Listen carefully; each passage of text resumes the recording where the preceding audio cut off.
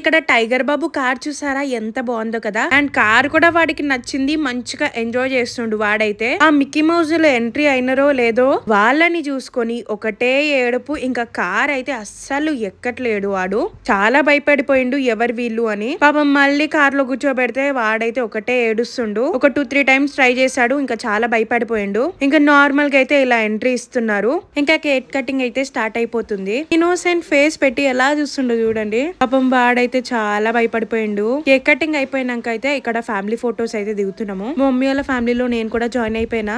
Photos దిగేసినాం కదా, ఇంకా తినడానికి అయితే వెళ్ళాలి. రోజు ఇంట్లో ఫుడ్ తినైతే నాకు చాలా బోర్ కొట్టింది. ఫ్రైడే కాబట్టి మా అత్తమ్మ వాళ్ళైతే నాన్ వెజ్ తినరు, సో వెజ్ తోనే సరిపెట్టుకున్నారు వాళ్ళు. అండ్ మాకంటూ సాటర్డే సండే అని ఏం ఉండదు. అండ్ ఫుడ్ కూడా చాలా బాగుంది.